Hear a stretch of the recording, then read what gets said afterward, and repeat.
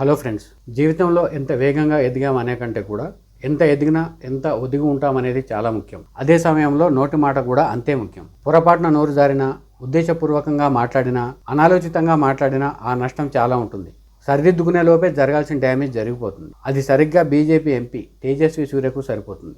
BJP యువ నాయకుల్లో వేగంగా ఎదిగిన పేర్లలో తేజస్వి సూర్య ఒకళ్ళు. కర్ణాటక రాజకీయాల్లో అతి తక్కువ వయసులోనే ఎంపీగా ఎన్నికై జాతీయ స్థాయిలో గుర్తింపు పొందాడు.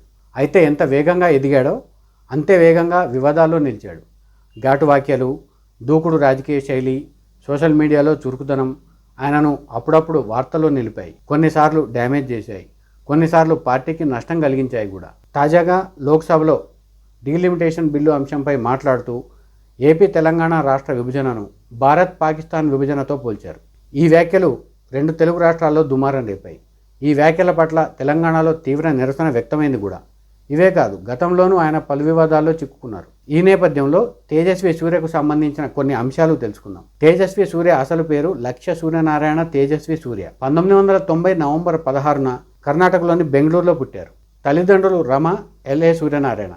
ఎల్ఏ సూర్యనారాయణ గారు ఎక్సైజ్ శాఖలో మాజీ జాయింట్ కమిషనర్గా పనిచేసి రిటైర్ కాగా, ఇక తేజస్వి సూర్య కుటుంబానికి రాజకీయ నేపథ్యం కూడా ఉంది. ఆయన మామయ్య ఎల్ఏ సుబ్రహ్మణ్య కర్ణాటకలోని బసవగుడి సెగ్మెంట్ నుంచి 3 సార్లు ఎమ్మెల్యేగా గెలిచారు. ఈయన తొలినాళ్ల నుంచి, అంటే వీరి కుటుంబం తొలినాళ్ల నుంచి కూడా బీజేపీ సానుభూతి పరులుగా ఉండేవాళ్ళు. ఇక బెల్గాంలోని సెయింట్ పాల్స్ హై స్కూల్లో చదువుతున్న సమయంలో కార్గిల్ సహాయ నిధికి సహాయం చేసేందుకు ముందుకొచ్చారు తేజస్వి సూర్య. అయితే వేరే వారు ఎవరిని విరాళం అడగకుండా తనకు డ్రాయింగ్ పై పట్టుండడంతో ఆ చిత్రపటాలు గీసి వాటిని విక్రయించి ఆ డబ్బులను కార్గిల్ సహాయ నిధికి అందించారు. ఈయనకు సంగీతంలోనూ ప్రావీణ్యం ఉంది. 12 ఏళ్లకే జాతీయ బాలస్థాయి పురస్కారం అందుకున్నారు. బెంగళూరులోని ఇన్స్టిట్యూట్ ఆఫ్ లీగల్ స్టడీస్ నుంచి ఎల్ఎల్బీ పూర్తి చేశారు. విద్యార్థిగా ఉన్నప్పుడే అరేజ్ ఇండియా పేరుతో ఎన్జిఓని స్థాపించారు. పేదలను చదివించేందుకు సహాయక కార్యక్రమాలు చేపట్టేవారు.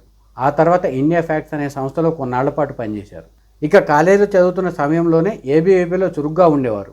ఓవైపు సహాయ కార్యక్రమాలు చేపడుతూనే ఏబీవీపీలో చురుగ్గా ఉండడంతో పార్టీ ఆహ్వానం మేరకు భారతీయ యువ మోర్చాలో చేరారు. బెంగళూరు నగర ప్రధాన కార్యదర్శిగా పనిచేశారు. అప్పటి యూపీఏ ప్రభుత్వం అనుసరిస్తున్న విధానాలకు వ్యతిరేకంగా భారీ ఎత్తున ప్రచారం చేశారు. పార్టీ సభలకు యువతను రప్పించడంలో చురుకైన పాత్ర పోషించేవారు. 2014 సార్వత్రిక ఎన్నికల్లో బీజేపీ గెలుపులో కీలక పాత్ర పోషించిన ర్యాలీలను సమర్థవంతంగా నిర్వహించారు. అలా పార్టీలో యాక్టివ్ మెంబర్గా గుర్తింపు పొందారు. ఇక 2018 కర్ణాటక అసెంబ్లీ ఎన్నికల్లో కర్ణాటక బీజేపీ డిజిటల్ కమ్యూనికేషన్ టీంకి నేతృత్వం వహించారు. సరిగ్గా అదే సమయంలో కర్ణాటక బీజేపీ కీలక నేత యడ్యూరప్పపై పలు అవినీతి ఆరోపణలు వచ్చాయి. ఆ కేసుల నుంచి యడ్యూరప్పను బయటపడేందుకు ఏర్పాటైన టీంలోనూ కీలకంగా వ్యవహరించారు. అప్పటికే ఎల్ఎల్బీ పూర్తి చేసిన నేపథ్యంలో బెంగళూరు, హైదరాబాద్, చెన్నై, ఢిల్లీలోనూ కొన్నాళ్ల పాటు వివిధ సంస్థలతో కలిసి ప్రాక్టీస్ చేశారు. ఓవైపు లాయర్గా ప్రాక్టీస్ చేస్తూనే పార్టీలో చురుగ్గా ఉండడంతో బీజేపీ అధిష్టానం దృష్టిని ఆకర్షించారు. ఇక తన మామయ్యకున్న బ్యాక్గ్రౌండ్ కూడా తనకు కలిసి వచ్చిందని చెప్పవచ్చు. ఆ సమయంలోనే కర్ణాటక బీజేపీలో కీలక నేతగా ఉన్న అనంతకుమార్ చనిపోవడంతో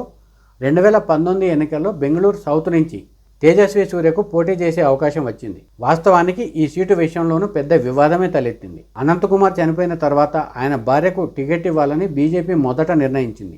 అయితే యడ్యూరప్ప సపోర్ట్ ఉండటం, అదే సమయంలో ఆర్ఎస్ఎస్ లీడర్ బిఎల్ సంతోష్ గారితో ఉన్న సత్సంబంధాల నేపథ్యంలో ఆ టికెట్ తేజస్వి సూర్యకు దక్కింది. ఆ ఎన్నికల్లో కాంగ్రెస్ తరపున దిగ్గజ నేతగా పేరున్న బీకే హరిప్రసాద్ పోటీ చేశారు. ఆయన సీనియర్ నేతగా ఉండటం, తేజస్వి సూర్య రాజకీయాలకు కొత్త కావడంతో బీకే హరిప్రసాద్ గెలుపు, అంటే కాంగ్రెస్ పార్టీ అభ్యర్థి గెలుపు చాలా సునాయాసమని భావించారు.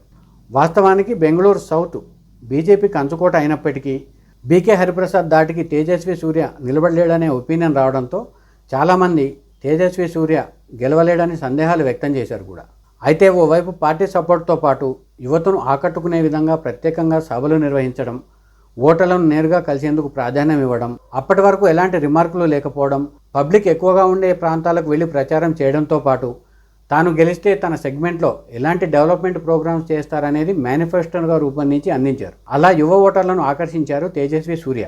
ఆ ఎన్నికల్లో తేజస్వి సూర్యకు 7,39,000 ఓట్లు రాగా, కాంగ్రెస్ పార్టీ అభ్యర్థిగా పోటీ చేసిన బీకే హరిప్రసాద్కు 4 లక్షల ఓట్లు వచ్చాయి. ఎవరూ ఊహించని విధంగా తేజస్వి సూర్య 3,33,000 ఓట్ల మెజారిటీతో గెలుపొందారు. అదే సమయంలో కర్ణాటక నుంచి ఎంపీగా గెలిచిన అతి చిన్న వయస్కుడిగా నిలిచారు. ఇక తొలిసారిగా ఎంపీగా గెలిచినప్పటికీ లోక్సభలో తన ప్రశ్నలతో అందరినీ ఆకట్టుకున్నారు. 17వ లోక్సభ సమయంలో 347 ప్రశ్నలు అడిగారు. అందులో నియోజకవర్గానికి సంబంధించినవి 100 పైగా ఉన్నాయి. ఇక కేంద్రంలో బీజేపీ ప్రభుత్వం అధికారంలో ఉండటంతో తాను ఇచ్చిన హామీలను నెరవేర్చేందుకు ప్రాధాన్యం ఇచ్చారు. దేశంలోనే అతిపెద్ద డయాలసిస్ కేంద్రాన్ని బెంగళూరులో ఏర్పాటు చేశారు.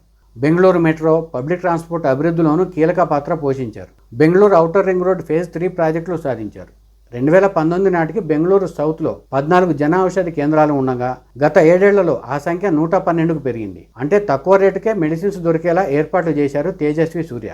ఇక నమో విద్యానిధి కింద 10వ తరగతిలో ప్రతిభ చూపిన విద్యార్థులకు ఒక్కొక్కరికి 10,000 చొప్పున స్కాలర్షిప్లు అందించారు. ఆయుష్మాన్ భారత్ కింద బెంగళూరులోనే 430 కోట్ల విలువైన ఉచిత వైద్య చికిత్సలు అందించారు. కొన్ని ఆపరేషన్లను ఫ్రీగా చేయించారు. నగర వ్యాప్తంగా కూడా ఈ సేవలు అందించడం ద్వారా బెంగళూరు మొత్తం మీద గుర్తింపు తెచ్చుకున్నారు తేజస్వి సూర్య. ఇక 2024లో ఇదే నియోజకవర్గంలో తేజస్వి సూర్య పోటీ చేయగా కాంగ్రెస్ నుంచి సౌమ్యారెడ్డి పోటీ చేశారు. సౌమ్యారెడ్డికి కూడా మంచి గుర్తింపు ఉంది. సామాజిక సేవా కార్యక్రమాలు చేపట్టడం, దూకుడుగా ప్రచారం చేయడంతో సౌమ్యారెడ్డి ఒక స్థాయిలో తేజస్వి సూర్యపై గెలుస్తుందనే అంచనాలు కూడా వచ్చాయి. ఆ ఎన్నికల్లో ఓవైపు మోడీ చరిష్మాతో పాటు తేజస్వి సూర్యకు ప్రత్యేక గుర్తింపు ఉన్న నేపథ్యంలో ఆ ఎన్నికల్లో 2,70,000 ఓట్ల మెజారిటీతో గెలిచారు తేజస్వి సూర్య. ఇప్పటి వరకు అంటే 2019 నుంచి 2026 వరకు చూస్తే ఆ నియోజకవర్గానికి దాదాపు 10,000 కోట్లకు పైగా నిధులు సాధించారు. ఈ అంచనాల నేపథ్యంలో భవిష్యత్తులో తేజస్వి సూర్య కీలక నేతగా ఎదుగుతారని, జాతీయ స్థాయిలో బలమైన నేతగా ఎదుగుతారని కూడా అంచనాలున్నాయి. ఇదంతా ఒక కోణం అయితే మరో కోణం కూడా ఉంది. తేజస్వి సూర్య ఎంత మంచి పేరు సంపాదించుకున్నారో అదే స్థాయిలో వివాదాలు కూడా ఆయన్ని చుట్టుముట్టాయి. కోవిడ్ సమయంలో భారీ ఎత్తున సహాయక కార్యక్రమాలు చేపట్టారు. కొన్ని లక్షల మందికి నిత్యావసరాలు అందించారు, వైద్య సహాయం కూడా అందించారు. కోవిడ్ సమయంలో వైద్య సహాయం కోసం, నిత్యావసరాల సహాయం కోసం ప్రత్యేక టాస్క్ ఫోర్స్ను ఏర్పాటు చేశారు. ప్రత్యేక కియోస్కుల ద్వారా సేవలు అందించారు. ఎంపీ ల్యాడ్స్ నుంచి 4 ఆసుపత్రులు నిర్మించారు. అయితే ఓ సమావేశంలో కొంతమంది వైద్య సిబ్బంది పేర్లు మాత్రమే చెప్పడం, ఓ వర్గానికి సంబంధించిన వారి పేర్లు ఉద్దేశపూర్వకంగా చెప్పకపోవడం, మరో సమావేశంలో ఓ స్కామ్కు సంబంధించి కొన్ని పేర్లు మాత్రమే చెప్పడంతో వివాదం తలెత్తింది. ఇక 2023లో తాను ప్రయాణిస్తున్న ఇండిగో ఫ్లైట్ ఎమర్జెన్సీ డోర్ తెరిచారనే ఆరోపణ కూడా వచ్చింది. దీనిపై ఎంక్వైరీ కూడా జరిగింది. అయితే పూర్తిస్థాయి ఎంక్వైరీలో తేజస్వి సూర్య మోచేయి పొరపాటున ఆ ఎమర్జెన్సీ డోర్కు తగిలి ఆ డోర్ పక్కకు జరిగిందని, ఆ తర్వాత ఫ్లైట్ టెక్నికల్ స్టాఫ్ వచ్చి ఆ డోర్ను సరిచేశారని చెప్తారు. అయితే ఈ విషయంలో తేజస్వి సూర్య ఉద్దేశపూర్వకంగా తప్పు చేయనప్పటికీ ఫ్లైట్ ఆలస్యమైన నేపథ్యంలో ఆయన క్షమాపణ చెప్పాల్సి వచ్చింది కూడా. ఇక తాజాగా డీలిమిటేషన్పై లోక్సభలో మాట్లాడుతూ ఏపీ తెలంగాణ విభజన గురించి ప్రస్తావించి ఆ విభజనను భారత్ పాకిస్తాన్ విభజనతో పోల్చారు. ఈ వ్యాఖ్యల పట్ల సర్వత్రా నిరసన వ్యక్తమైంది. కొంతమంది బీజేపీ నాయకులు క్షమాపణ చెప్పారు. తెలుగు రాష్ట్రాల్లో నిరసన వ్యక్తమైంది. ముఖ్యంగా తెలంగాణలో తేజస్వి సూర్య వ్యాఖ్యలపై ఆగ్రహావేశాలు వ్యక్తమయ్యాయి. కేంద్ర మంత్రి కిషన్ రెడ్డి కూడా పరోక్షంగా క్షమాపణ చెప్పారు. అంతేకాకుండా తేజస్వి సూర్య దిష్టిబొమ్మను కూడా పలుచోట్ల దహనం చేశారు. కొంతకాలం క్రితం ఉడుపిలో జరిగిన ఓ కార్యక్రమంలో మాట్లాడుతూ ఇస్లాం, క్రైస్తవ మతాల్లోకి మారిన హిందువులను తిరిగి తెచ్చుకోవాలని, హిందూ మతాన్ని కాపాడడానికి ఇది చాలా అవసరమని, ప్రతి దేవాలయంలోనూ ఇలాంటి లక్ష్యాలను నిర్దేశించుకోవాలని ఆయన వ్యాఖ్యానించారు. ఈ క్రమంలోనే ఆయన చేసిన వ్యాఖ్యలు వివాదాస్పదమయ్యాయి. ఇక కొన్నాళ్ల క్రితం బెంగళూరులో సిటిజన్షిప్ అమెండ్మెంట్ యాక్ట్కి మద్దతుగా ర్యాలీ నిర్వహించారు. అయితే ఆ ర్యాలీలో తేజస్వి సూర్య మాట్లాడుతూ సిఏఏని ఎవరైతే వ్యతిరేకిస్తున్నారో వారంతా నిరక్షరాస్యులని వ్యాఖ్యానించారు. ఈ వ్యాఖ్యలు రాజకీయంగా పెద్ద దుమారం రేపాయి.